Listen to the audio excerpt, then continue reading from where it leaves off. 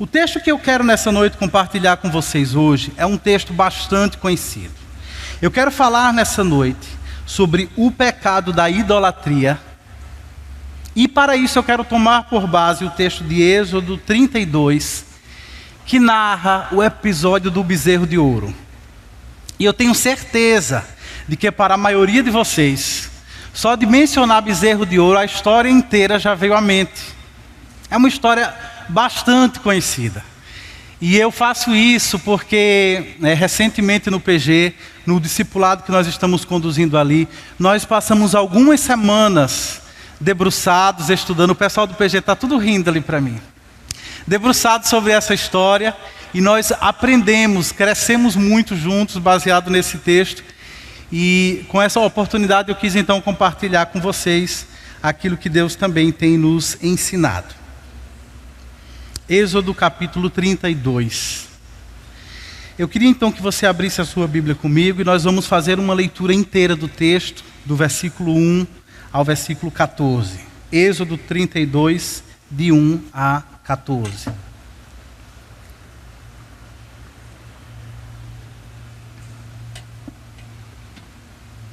Podemos ler? O texto diz assim: o povo, ao ver que Moisés demorava a descer do monte, juntou-se ao redor de Arão e lhe disse: venha, faça para nós deuses que nos conduzam, pois a esse Moisés, o homem que nos tirou do Egito, não sabemos o que lhe aconteceu. Respondeu-lhes Arão: tirem os brincos de ouro das suas mulheres, de seus filhos e de suas filhas, e tragam-nos a mim. Todos tiraram os seus brincos de ouro e os levaram a Arão. Ele os recebeu e os fundiu, transformando tudo num ídolo que modelou com uma ferramenta própria, dando-lhe a forma de um bezerro. E então disseram: eis aí os seus deuses, ó Israel, que tiraram vocês do Egito. Vendo isso, Arão edificou um altar diante do bezerro e anunciou: amanhã haverá uma festa dedicada ao Senhor.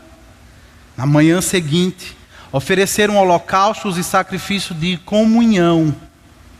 O povo se assentou para comer e beber, e levantou-se para se entregar à farra.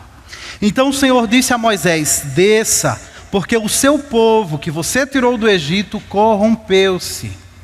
Muito depressa se desviaram daquilo que lhes ordenei, e fizeram um ídolo em forma de bezerro, curvaram-se diante dele, ofereceram-lhe sacrifícios e disseram: eis aí, ó Israel, os seus deuses que tiraram vocês do Egito. Disse o Senhor a Moisés: tenho visto que este povo é um povo obstinado. Deixe-me agora para que a minha ira se acenda contra eles e eu os destrua. Depois farei de você uma grande nação. Moisés, porém, suplicou ao Senhor, o seu Deus, clamando: ó Senhor, por que se acenderia a tua ira contra o teu povo, que tiraste do Egito com grande poder e forte mão?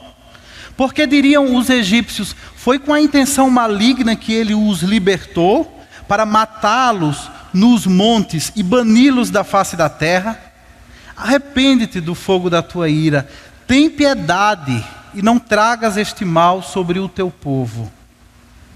Lembra-te dos teus servos Abraão, Isaque e Israel, aos quais jurastes por ti mesmo: farei que os seus descendentes sejam numerosos como as estrelas do céu, e lhes darei toda esta terra que lhes prometi, que será a sua herança para sempre.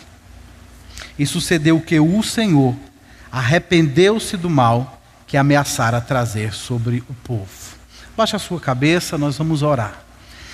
Ó Deus querido, nós te louvamos, ó Deus, nós te bendizemos, porque é pela tua graça que nós estamos aqui. É pela tua obra em nossas vidas que cada um de nós foi chamado do mundo, para estarmos aqui na tua presença te adorando. Isso é graça do Senhor sobre as nossas vidas e nós queremos te bendizer por isso. E nesse momento, ó Deus, em que nós voltamos os nossos olhos para a tua palavra, a nossa oração é que o Senhor use esse texto bíblico para nos pastorear nessa noite. que por meio da Tua palavra, Pai, que por meio do Teu Espírito, o Senhor possa nos alimentar, que o Senhor possa saciar a nossa sede, que o Senhor possa nos levar à segurança, que o Senhor possa nos trazer refrigério e toda a direção que nós precisamos nessa vida. Pai, faz isso, Senhor, para a Tua glória. Essa é a nossa oração nessa noite, no nome de Jesus. Amém.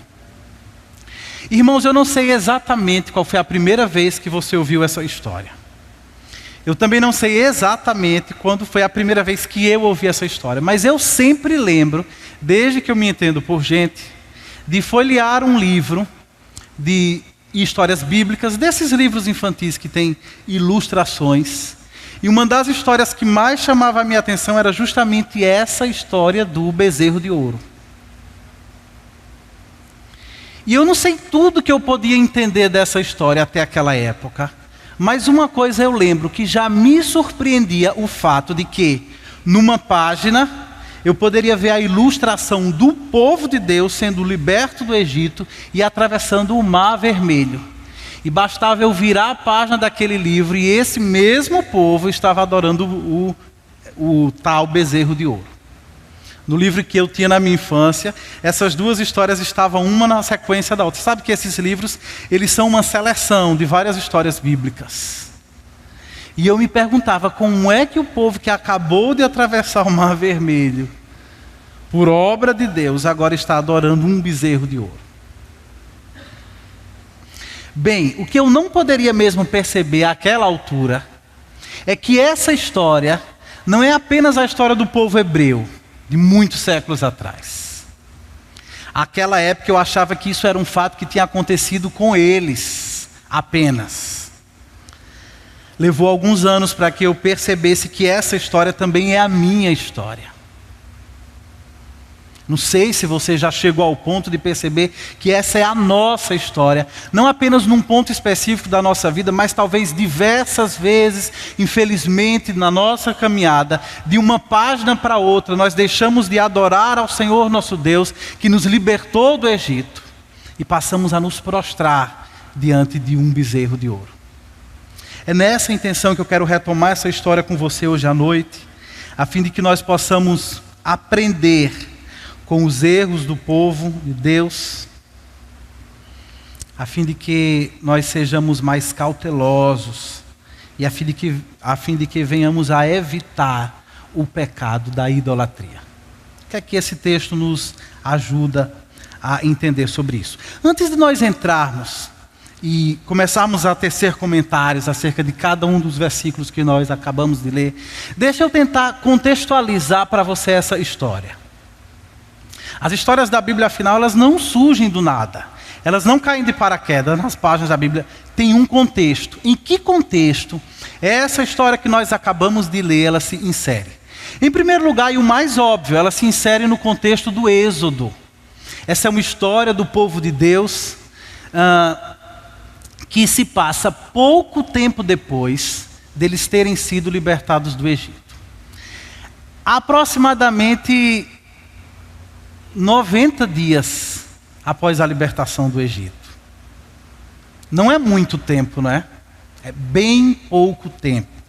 Deus, por sua graça, resolveu libertar o seu povo. Deus, por sua graça, ouviu o gemido dos hebreus que haviam sido escravizados no Egito. E lembrando-se da aliança que ele havia feito com Abraão, Isaque e Jacó, Deus resolveu então intervir na situação deles. E por pura graça, Deus libertou o seu povo.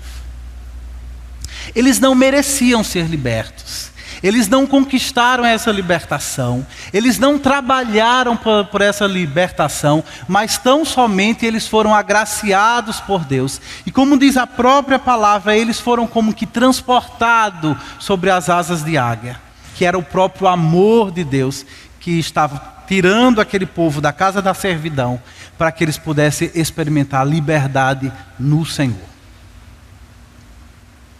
Em segundo lugar, nós precisamos entender que o contexto dessa história, ou seja, que tudo que nós acabamos de ler se passa na mais intensa presença de Deus. Todo este pecado cometido, toda esta rebeldia cometida contra o Senhor foi feita em sua presença. E eu não estou aqui pensando apenas numa presença espiritual, como essa que nós estamos desfrutando hoje aqui nessa noite. Eu estou pensando numa presença, em certa medida, física de Deus no meio deles. Porque embora Deus seja espírito, Deus em essência não tenha corpo, mas você vai lembrar que desde que esse povo saiu do Egito, Deus colocou diante deles uma teofania. O que é uma teofania? Uma teofania é uma manifestação física e temporária da presença de Deus. Que teofania era esta? A coluna de nuvem e a coluna de fogo que estava sempre junto do povo de Deus e o guiava em sua peregrinação no deserto. Então, onde quer que o povo de Deus estivesse, eles poderiam olhar para fora e ver ali a presença de Deus, em certa medida fisicamente manifestada em seu meio, diante deles. Não tinha como esquecer da presença de Deus. Não tinha como esquecer que era Deus que estava graciosamente conduzindo aquele povo ao longo do deserto e fazendo com que eles estivessem rumando para a terra prometida.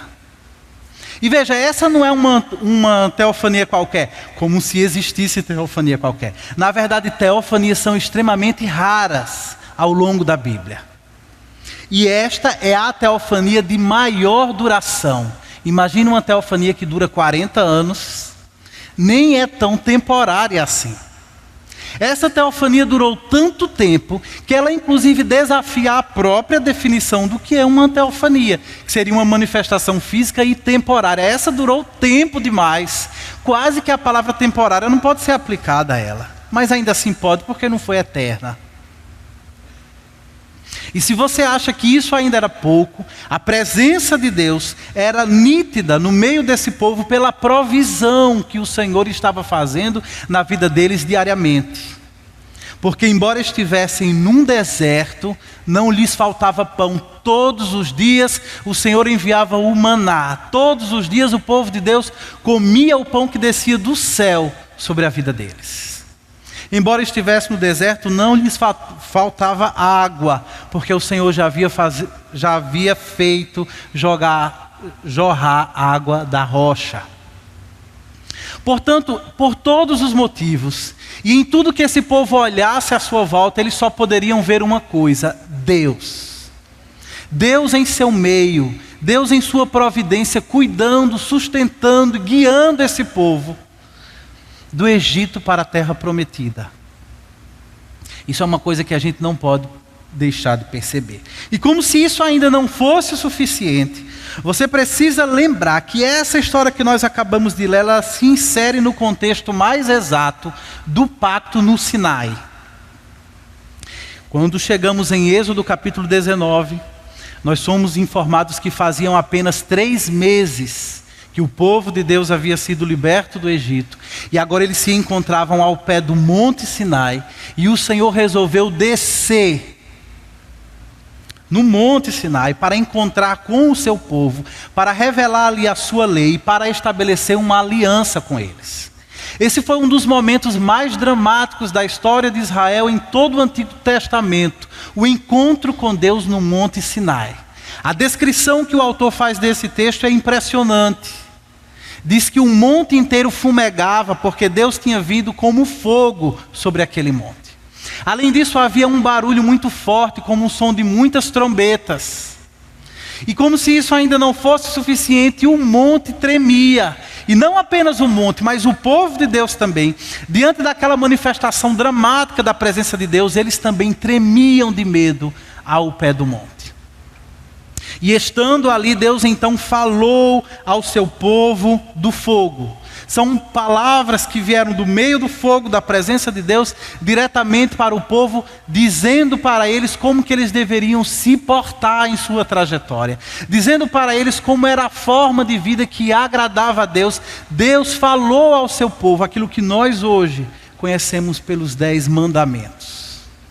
As 10 palavras. Então é diante disso tudo que nós chegamos nesse ponto aqui. Depois que Deus então falou os 10 mandamentos ao seu povo, estando a sua presença ainda visivelmente no monte, estando o povo ainda ao pé do monte, Deus chamou Moisés para que ele subisse ao monte, a fim de que Deus revelasse mais leis e mais estatutos a ele. E isso também ia de acordo com o pedido do povo, porque quando o povo viu a presença de Deus, e quando o povo sentiu o peso da glória de Deus sobre o monte, o próprio povo pediu para que Moisés fosse falar com Deus sozinho, que Deus não continuasse a falar com eles, porque eles temiam que se continuassem ouvindo a voz de Deus, todos eles morreriam. Então Moisés sobe ao monte para receber mais acerca de Deus, para ouvir mais de Deus e para receber a lei que Deus iria gravar em pedras com o seu próprio dedo. Mas é justamente aqui nesse momento, nesses 40 dias em que Moisés estava no monte, o povo, no versículo 1, conforme nós lemos em Êxodo 32, o povo, ao ver que Moisés demorava a descer do monte, juntou-se ao redor de Arão. Você consegue perceber, tudo começa por um ato de impaciência. Nem era tanto tempo assim. Tempo assim foram os 430 anos que esse povo foi escravo no Egito. Isso é muito tempo. Mas 40 dias em que Deus está conversando com o seu servo não é nada. Mas bastou 40 dias para que o povo ficasse impaciente. Bastou 40 dias para que o pecado do povo se manifestasse. E aí então eles chamam Arão. E por que chamam Arão? Porque Arão, juntamente com Hur, foram os líderes que Moisés deixou para estar à frente do povo durante esses 40 dias em que ele estaria na presença de Deus. Então o povo chama Arão e diz para ele: venha e faça para nós deuses que nos conduzam. Era como se eles não tivessem um Deus. Eles falam como se eles não tivessem vendo a presença manifesta de Deus na coluna de nuvem, ou como se eles não tivessem ainda vendo a presença manifesta de Deus no monte que fumegava, enquanto Deus falava com o seu servo Moisés. Ele diz: faça para nós deuses que nos conduzam. Eles estão dizendo: nós estamos sem Deus e nós estamos sem direção nesse deserto. Você consegue perceber a mentira que está por trás dessa declaração? E não contentes com isso, eles ainda dizem: pois esse Moisés, o homem que nos tirou do Egito, nós não sabemos o que lhe aconteceu. É claro que ele sabia o que aconteceu, o que acontecia a Moisés. Moisés estava no monte, falando com Deus. A presença manifesta de Deus ainda poderia ser observada no alto do monte, à vista, a olhos nus de toda a congregação de Israel. Mas você sabe como é o pecado, que é só uma desculpa. Ainda que seja uma desculpa esfarrapada, ainda que seja uma mentira, ainda que seja um engano, ainda que seja uma declaração na qual não há qualquer fundamento, o pecado quer só uma desculpinha para começar a criar raízes em nossos corações. E então, respondeu-lhe Arão: tirem os brincos de ouro das suas mulheres, dos seus filhos, das suas filhas, e tragam-nos até mim. Não é impressionante como Arão não faz qualquer objeção? Arão não faz qualquer questionamento. Ele nem sequer se propõe a debater. Ele prontamente tem a solução perfeita para dar ao povo aquilo que eles estavam pedindo. Que tipo de líder é esse que Moisés deixou tomando conta do povo? Esse era o porta-voz de Moisés. Esse era o irmão de Moisés, aquele por meio de quem Deus também operou milagres, operou prodígios e sinais no Egito. Não podemos dizer que Arão fosse ignorante acerca de Deus. Ele era uma das principais testemunhas de tudo quanto o Senhor fizera ao Egito, de como o Senhor tinha desbancado as falsas divindades do Egito para libertar o seu povo dali. Mas de repente, não mais que de repente, Arão cede à pressão do povo. Quem sabe o seu próprio coração também estivesse ardendo de desejo idólatra, e rapidamente então ele faz um plano para a construção de um ídolo nacional. E é muito interessante observar também como o texto diz que todos tiraram seus brincos. Se da parte de Arão não havia resistência, parece que da parte do povo também não havia qualquer resistência. Todos tiraram seus brincos e os depositaram diante de Arão, que transformou tudo num ídolo, modelando com uma ferramenta própria e dando-lhe a forma de um bezerro. Então, se nós formos tentar entender o passo a passo do pecado, em primeiro lugar, o povo se apegou a uma mentira. A mentira de que eles não sabiam o que tinha acontecido com Moisés. Em segundo lugar, além da mentira, ou a partir da mentira, nasce o desejo. Um desejo de que seja construído deuses esses que os possa conduzir ao longo do deserto. E depois então que esse desejo enraiza no coração do povo, surge então a atitude de concretizar o desejo, confeccionando um ídolo. Eu gostaria que você observasse a disposição. Eu gostaria que você não deixasse de perceber a prontidão que esse povo demonstra para se rebelar contra Deus.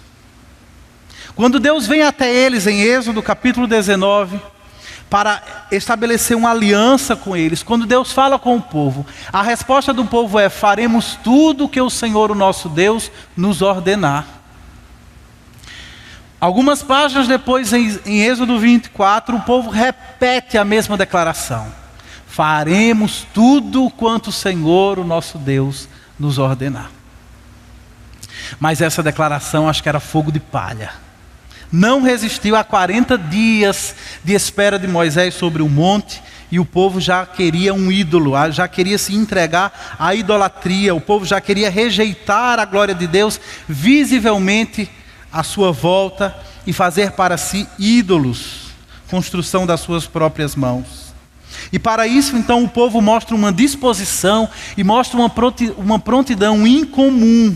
Observe como eles agem com unidade. Poucas vezes na Bíblia você vai observar tanta unidade, tanta união para um objetivo como esse que nós temos aqui. Até faz lembrar a unidade que havia para a construção da Torre de Babel. Não é?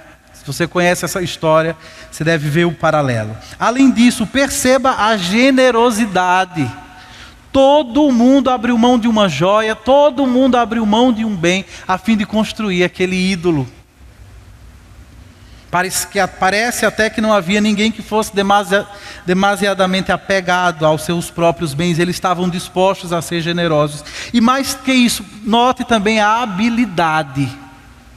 Parece que eles sempre tinham feito ídolos, porque bastou a ideia vir à cabeça, eles já sabiam modelar, já sabiam trabalhar o ouro. Meus irmãos, o que nós estamos vendo aqui é o início de um culto idólatra no meio do povo de Deus.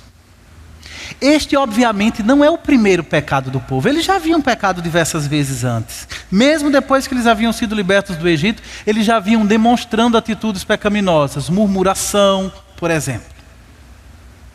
E esta também não seria a última vez que o povo se entregaria ao pecado. O povo de Deus pecaria muito ao longo da sua trajetória. Mas este pecado aqui, ele marca uma ruptura imensa na história do povo de Deus. Para usar uma palavra dos nossos tempos, este foi um pecado disruptivo. Ele quebrou o padrão de comportamento que o povo vinha apresentando até então. Não foi algo passageiro, não foi uma queda incidental. Não, é um pecado consciente no qual toda a nação se une para rejeitar a glória de Deus e para rejeitar a liderança do Senhor em seu meio. Vocês observaram como eles organizam o culto de uma forma incrível. Depois de fazer aquele ídolo, Arão então declara: eis aí os seus deuses, ó Israel, que tiraram vocês do Egito. Parece até aqui que Arão está fazendo uma paródia dos 10 mandamentos. Se você lembra bem do texto dos 10 mandamentos, está registrado em Êxodo capítulo 20. Os 10 mandamentos começam com o prólogo, uma espécie de prefácio, que diz: eu sou o Senhor teu Deus que te tirou da terra do Egito. Então Arão usa uma frase quase parecida, parece que ele está parodiando, parece que ele está usando as palavras da lei de Deus, agora para levar o povo à idolatria. E para levar o povo a quebrar a lei de Deus, justamente aquela lei diante da qual o povo tinha dito: faremos tudo quanto o Senhor nosso Deus nos ordenar. Eles estavam quebrando o primeiro mandamento ao fabricar outros deuses que não o Senhor. Fabricar primeiramente em seu coração o desejo idólatra. Eles estavam quebrando o segundo mandamento à medida em que eles estavam confeccionando imagens. Eles estavam quebrando o terceiro mandamento à medida em que eles estavam tomando o nome do Senhor, o seu Deus, em vão. Não sei se você observou, mas aí no capítulo 5, vendo isso, Arão edificou um altar diante do bezerro e anunciou: amanhã haverá uma festa dedicada ao Senhor. Arão chega a um ponto de loucura tão grande que depois de construir um ídolo, ele agora chama esse ídolo de o Senhor, a mesma forma em que os hebreus utilizavam para se referir ao Deus Yahvé que os havia libertado do Egito. Parece que agora há uma confusão, há todo um sincretismo na cabeça de Arão, e ele então dessa forma está levando o pessoal a quebrar o terceiro mandamento e a tomar o nome do Senhor, o nosso Deus, em vão. E veja, o culto era todo organizado. Versículo 6 nos diz que na manhã seguinte eles ofereceram sacrifícios, eles prepararam holocaustos. E não apenas isso, mas era um momento festivo. O povo de Deus se assentou para comer e beber. E não apenas festivo, esse também era um culto de imoralidade. Diz que o povo levantou-se para se entregar à farra. O texto aqui sugere orgia. O texto aqui sugere imoralidade sexual. E aí você pergunta: por que tudo isso? Irmãos, parece que tudo aqui está conectado. Se nós pensarmos, por que um bezerro? Provavelmente eles estão, quem sabe, reproduzindo aquilo que eles conheciam de idolatria no Egito, especialmente o deus Apis, conhecido na forma de um touro. Ou quem sabe então eles estão reproduzindo a idolatria da terra para a qual eles estão se dirigindo. Porque lá em Canaã também era muito fortemente difundida o culto a Baal. E Baal muitas vezes era representado na forma de um touro também. E esse touro, tanto no Egito quanto em Canaã, ele está remetendo à fertilidade. Então quando as pessoas queriam buscar a bênção da fertilidade, sejam para ter famílias numerosas, descendência numerosa, ou seja para ter sucesso no seu empreendimento de agropecuária, crescer os rebanhos, produzir muito em suas lavouras, o povo então entregavam-se aos cultos da fertilidade. E esses cultos da fertilidade não eram feitos apenas de orações e cânticos. Esses cultos envolviam atividade sexual, cultual. Então parece que aqui eles estão querendo celebrar uma festa ao Senhor, como Arão anunciou, mas da forma como as nações pagãs à sua volta estão acostumadas a fazer. É por isso que eles escolhem um bezerro, e é por isso que eles cultuam assim, de forma imoral. O que é que nós podemos aprender com esse texto? O que é que eles nos ensinam? O que é que esse texto nos ensina acerca da idolatria? Em primeiro lugar, meus irmãos, nós precisamos entender que o nosso coração é, de fato, como disse o reformador João Calvino, o nosso coração é uma fábrica de ídolos. Se tem uma coisa que todos nós, se tem uma coisa que eu e você sabemos bem, se tem uma técnica que nós dominamos plenamente, é a arte de fazer ídolos. Construímos ídolos o tempo todo. Erigimos ídolos em nosso coração o tempo todo. Nos prostramos diante desses ídolos constantemente, ou pelo menos muito mais frequentemente do que nós gostaríamos. O nosso coração é sem dúvida uma fábrica de ídolos. Mesmo quando estamos vivendo nesse mundo que é o teatro no qual Deus exibe a sua glória, mesmo sendo cercado pelo cuidado paternal de Deus dia após dia, mesmo tendo a presença constante de Deus em nosso meio, nós simplesmente não nos aguentamos e nós nos entregamos aos ídolos. E como os hebreus naquela época, nós também muitas vezes estamos, como diz a canção popular, estamos traindo em plena lua de mel. O povo de Deus ainda estava ao pé do monte, a presença do Senhor ainda estava sobre o monte, e o povo de Deus já estavam traindo o seu Deus. É por isso que a Bíblia retrata a idolatria como infidelidade. Muitas vezes Deus vai levantar profetas que vão denunciar o pecado do seu povo, que vão denunciar a idolatria do seu povo, e eles fazem essa denúncia na linguagem da infidelidade. Muitas vezes nós estamos traindo o Senhor ainda durante o nosso primeiro amor. Por quê? Porque o nosso coração é uma fábrica de ídolos. E por que nós somos assim?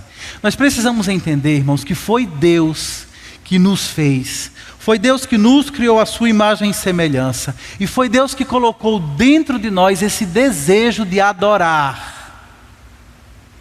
Foi Deus que nos criou com essa estrutura.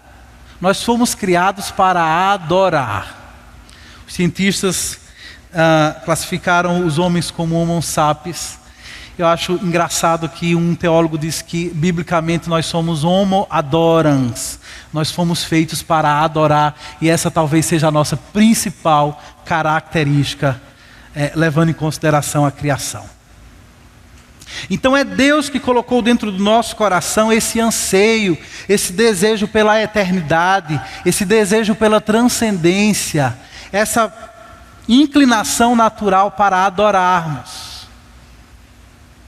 Mas, depois da queda, depois que os nossos primeiros pais pecaram contra Deus, a imagem de Deus em nós ficou distorcida.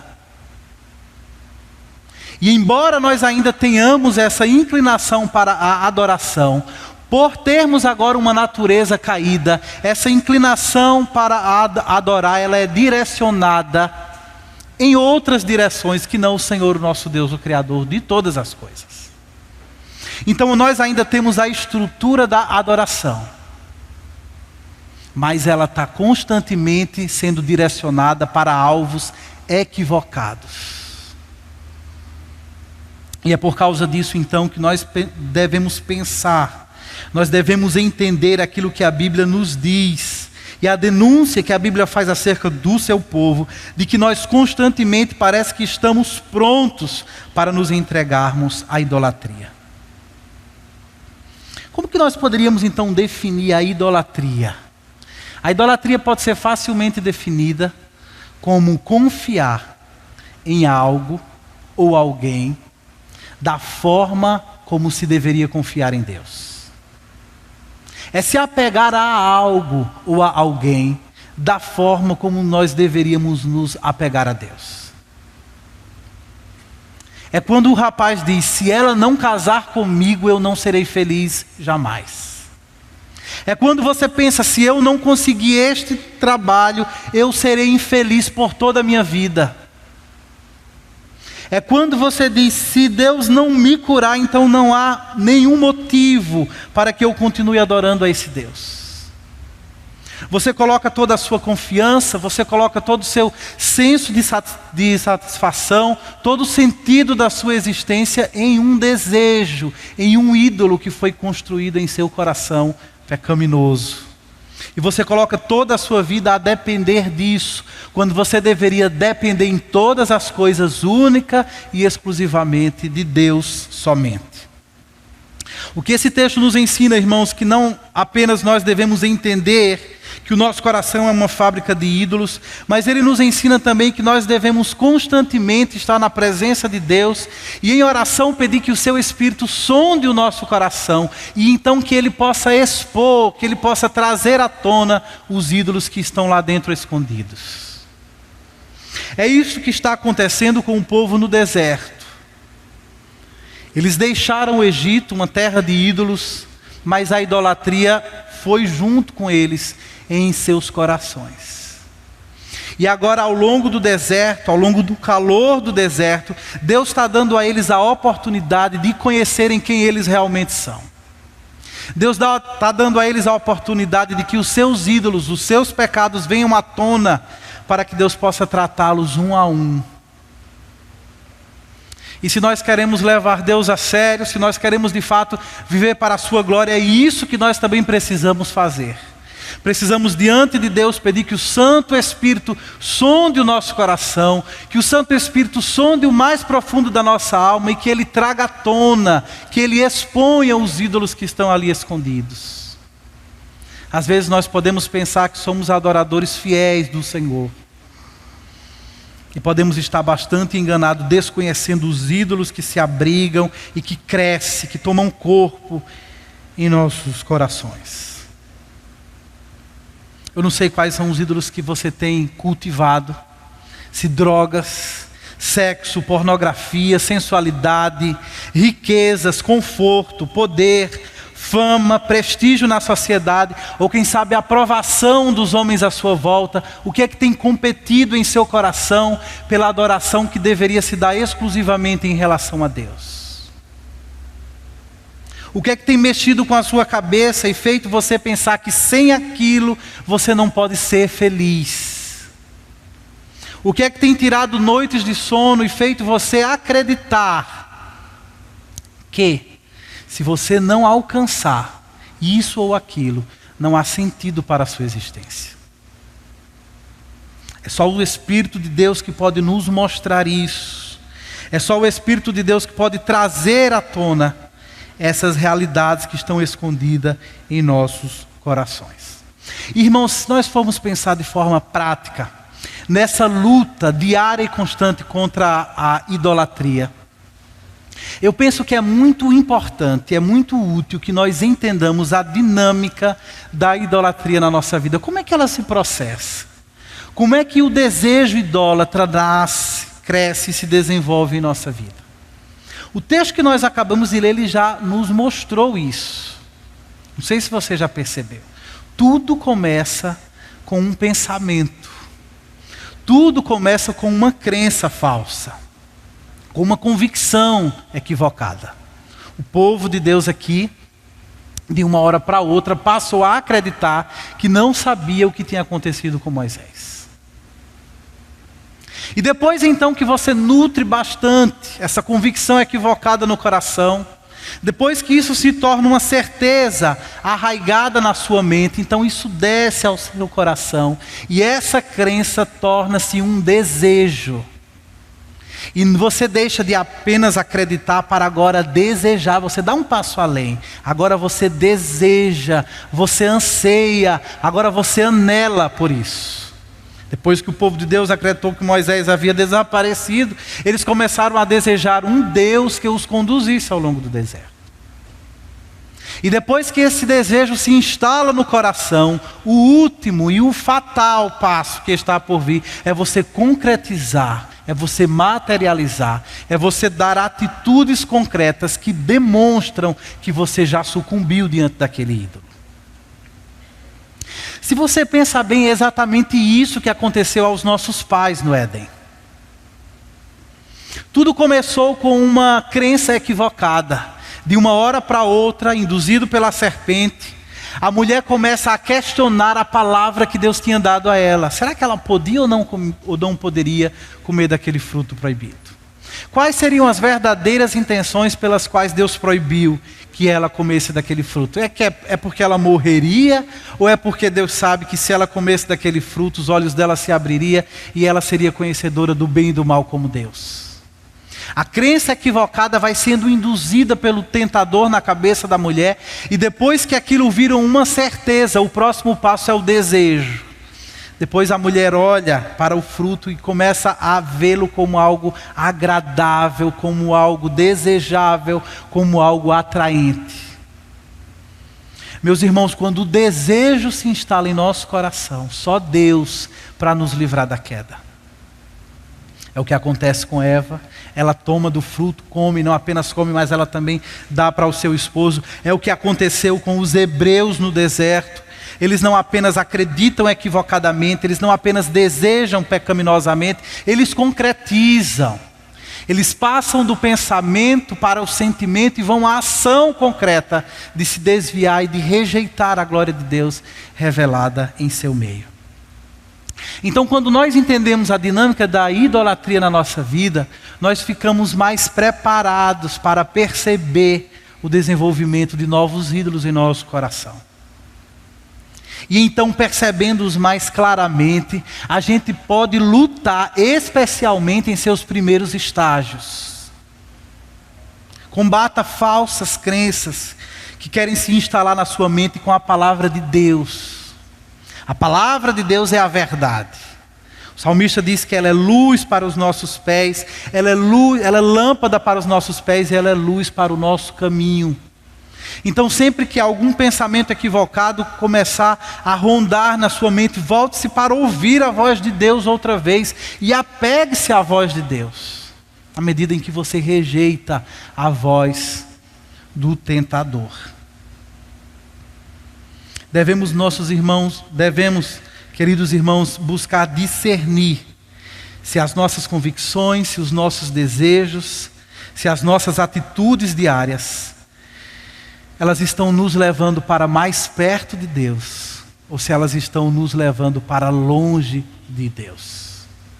Fique atento às suas convicções, aos seus pensamentos, aos seus desejos e às suas atitudes, em que direção que elas estão levando você. Nós devemos, de fato, todos os dias, na presença de Deus, buscar examinar biblicamente em que direção as nossas carências, em que direção os nossos maiores sonhos e os nossos mais profundos medos estão nos levando.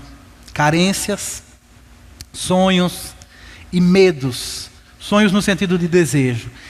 Eles são indicadores, são evidências do que realmente está dominando o nosso coração. Que estejamos atentos a isso. Então, irmãos, no texto que nós estamos considerando nessa noite, nós já vimos o pecado do povo.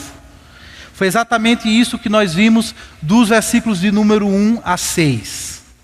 Agora, em segundo lugar, eu gostaria que você olhasse para o texto bíblico comigo outra vez e que você observasse a ira de Deus que se manifesta em consequência do pecado do povo.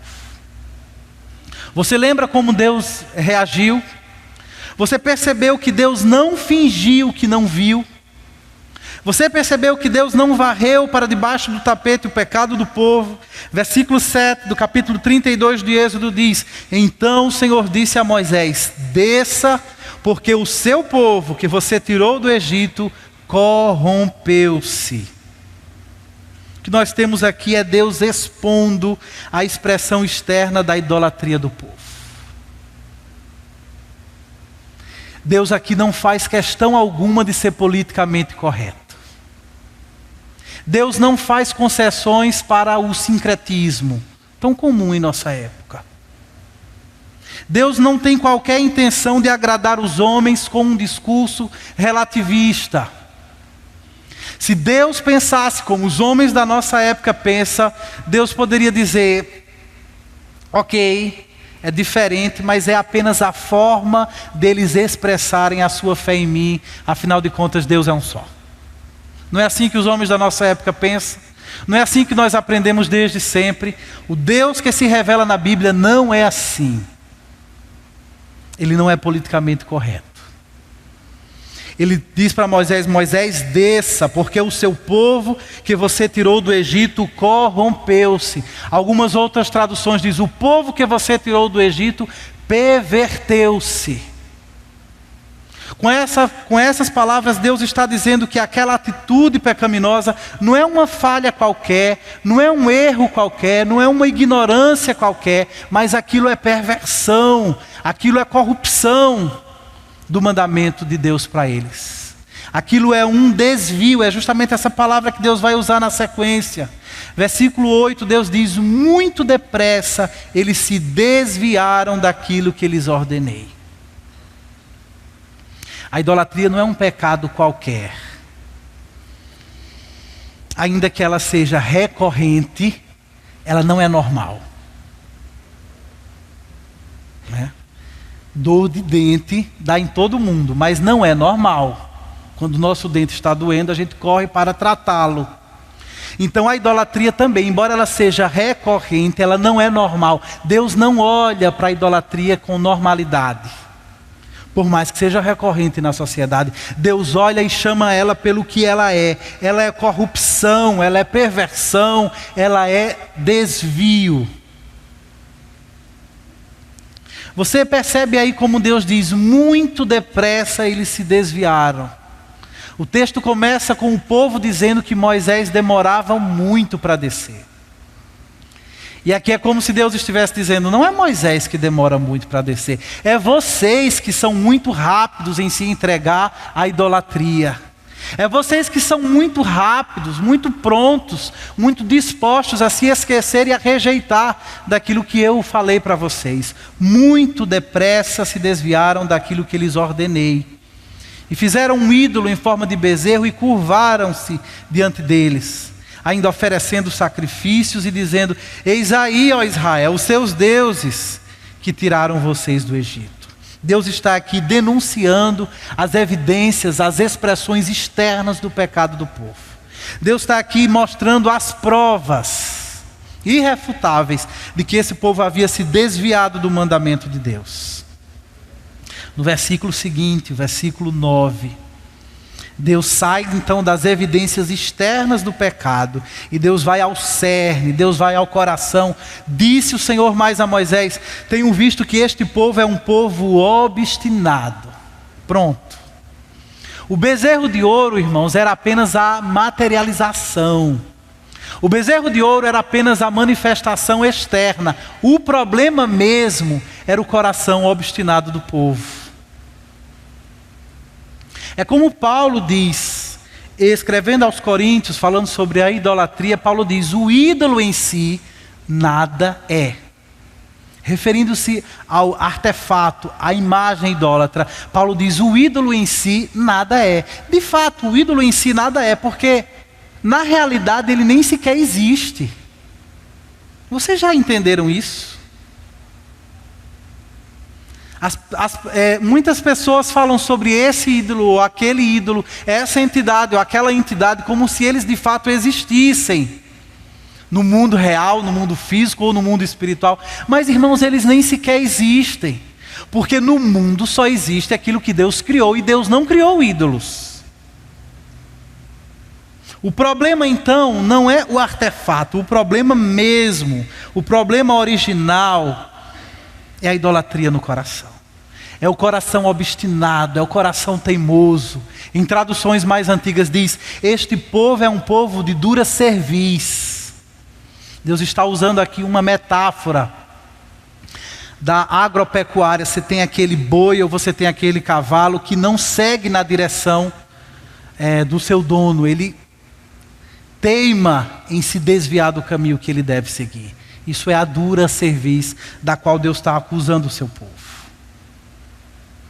Por causa disso, Deus então diz no versículo 9, deixe-me agora, para que a minha ira se acenda contra eles e eu os destrua. Olha que palavra forte.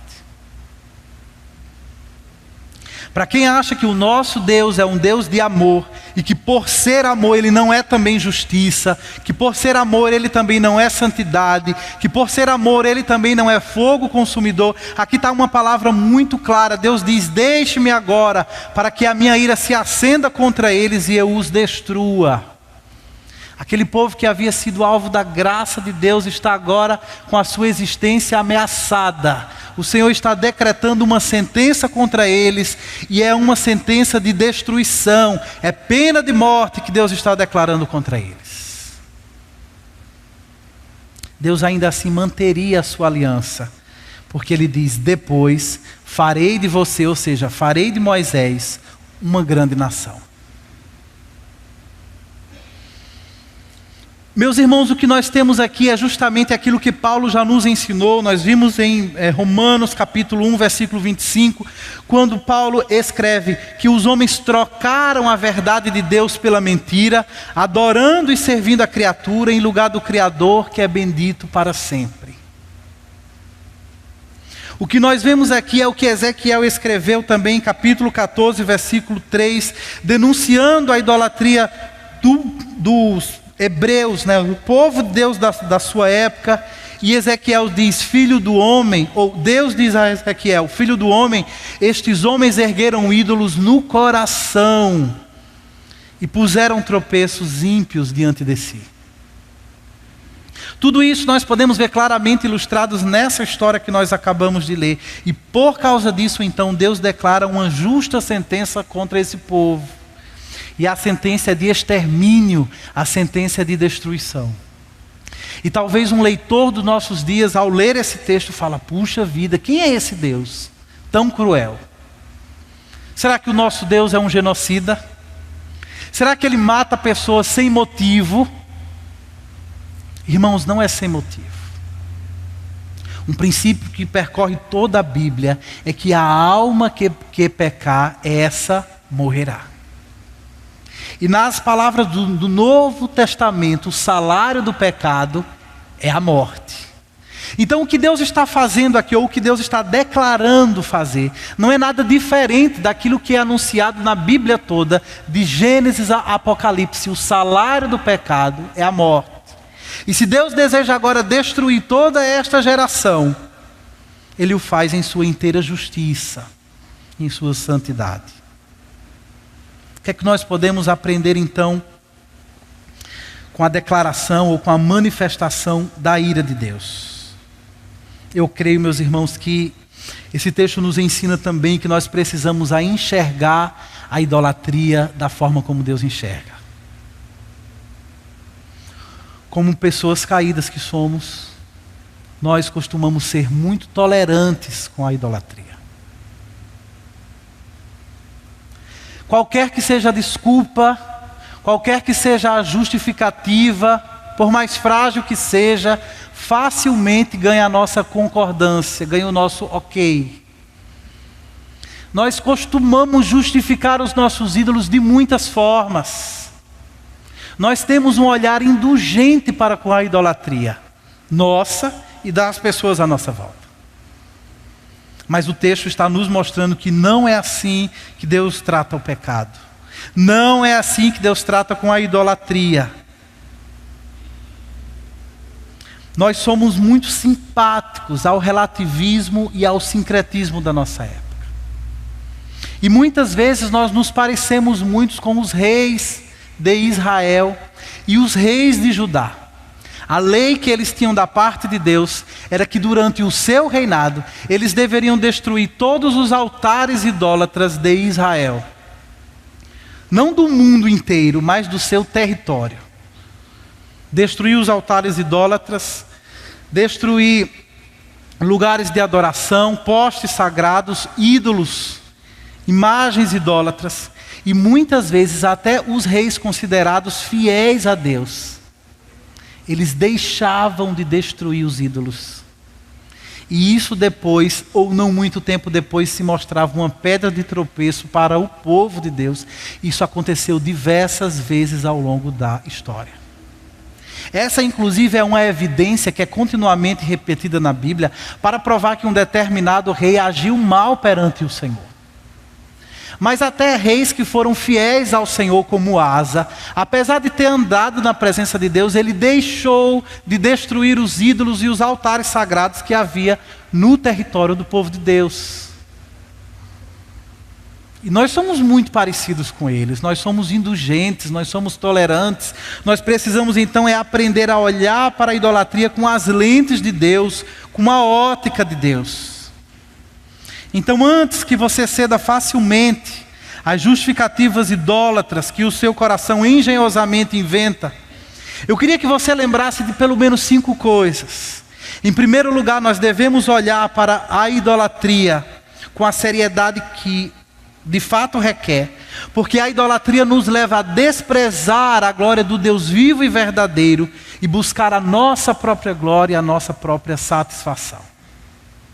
Nós devemos encarar a idolatria com seriedade, em segundo lugar, porque a idolatria sempre vai exigir que nós rejeitemos a palavra de Deus, que nós rejeitemos a verdade de Deus e que nós nos apeguemos às nossas próprias convicções falsas e pecaminosas.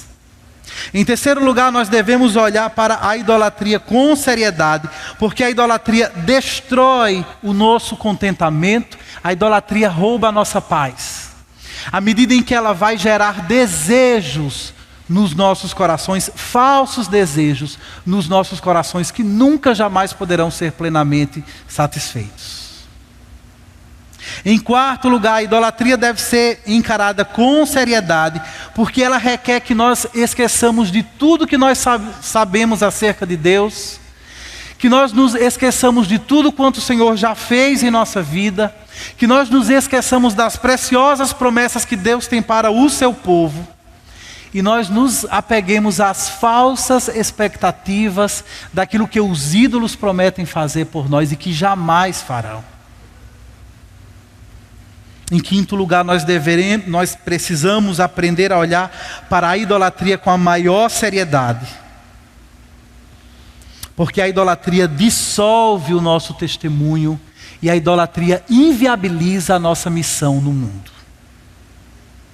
Meus irmãos, se nós nos igualarmos ao mundo idólatra à nossa volta, que valor terá o nosso testemunho no meio deles? Que missão poderemos desenvolver no meio desse mundo? Como vamos ser sal, como vamos ser luz do mundo se nós formos tão idólatras quanto todos estes que estão à nossa volta? É por isso que nós precisamos aprender a enxergar a idolatria da forma como Deus a enxerga e a não fazermos concessão a ela. Em terceiro lugar, nós já vimos então o pecado do povo, já vimos a ira de Deus. E como um último ponto desse sermão, eu gostaria que você observasse comigo a intercessão de Moisés. No capítulo 11, diante da sentença de morte que Deus dá ao seu povo, Moisés então suplica ao Senhor dizendo: ó Senhor, por que se acenderia a tua ira contra o teu povo? Moisés está dizendo: Deus, por que o Senhor vai fazer isso? E para sustentar a intercessão de Moisés, ou a intercessão pelo povo, Moisés então apela para a glória de Deus. Moisés diz: Senhor, esse é o povo que tu tiraste do Egito com grande poder e forte mão. Anteriormente, vocês lembram, foi Deus que disse a Moisés que este era o povo que Moisés havia tirado do Egito, que esse povo era dele, de Moisés. Moisés agora em sua oração, ele está revertendo a sentença e diz: não, Deus, este é o teu povo que tu tiraste do Egito. Quem está certo, Moisés ou Deus? Ambos estão certos. Quando Deus fala com Moisés, Deus está falando do ponto de vista humano. Ele de fato é o líder humano que foi usado por Deus para conduzir o povo do Egito à terra prometida. Mas do ponto de vista de Deus, e pensando então na razão primária, na causa primária, é Deus que está tirando esse povo do Egito, é Deus que está libertando esse povo, é Deus que está sustentando esse povo no deserto, e é Deus que os está conduzindo à terra prometida. Portanto, Moisés diz: Senhor, não faça isso, esse é o teu povo, esse é o povo que tu tiraste do Egito com grande poder e forte mão. E se o Senhor fizer isso, os egípcios vão dizer: será que foi com intenção maligna que ele libertou esse povo para agora matá-los nos montes e bani-los da face da terra? Moisés está aqui apelando para a glória de Deus. Senhor, não faça isso, para que o Senhor não seja blasfemado entre as nações, para que os ímpios não tenham o que dizer contra o Senhor. Depois Moisés apela, além da glória de Deus, Moisés apela para a aliança abraâmica. Versículo 13, Moisés diz: Senhor, lembra-te dos teus servos Abraão, Isaque e Jacó. Irmãos, foi porque Deus lembrou dessa aliança abraâmica que Deus resolveu ouvir o gemido do seu povo no Egito e libertá-lo.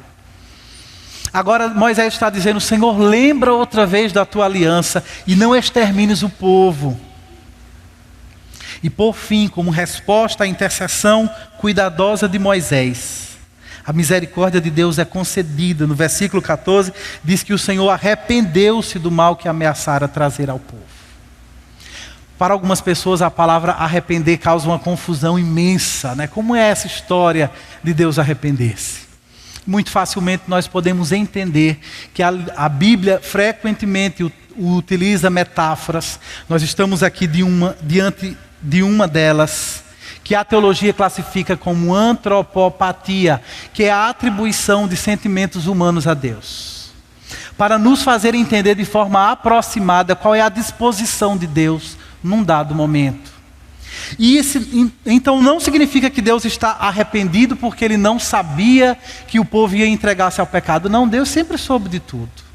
O arrepender-se de Deus significa tão somente que Ele retira a ameaça que Ele havia feito contra o povo em resposta à intercessão do seu servo Moisés. É a retirada da ameaça que o texto chama de arrependimento de Deus. O que nós podemos aprender desse texto aqui na última etapa da nossa exposição? Eu creio, meus irmãos, que em resposta a esse texto, todos nós devemos então louvar a Deus, porque só a sua maravilhosa graça é que é capaz de triunfar sobre a nossa idolatria. Se essa história tivesse terminado na sentença de Deus, essa seria uma história muito triste. Mas apesar de ser uma tragédia do povo, essa história é uma história belíssima, porque ela termina com a graça de Deus sendo concedida ao povo. A graça de Deus triunfando inclusive sobre a idolatria, sobre esse episódio em que o povo rejeitou de forma deliberada, de forma consciente, a glória de Deus revelada em seu meio.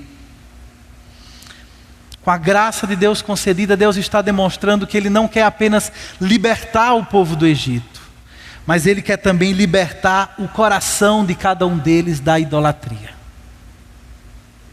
Não adiantaria de nada eles saírem do Egito se o Egito continuasse dentro dos seus corações. Deus, num primeiro momento, libertou do Egito, mas agora Deus quer libertar o coração deles de todo o engano, de toda a idolatria e de toda a rebeldia que se levanta contra Deus.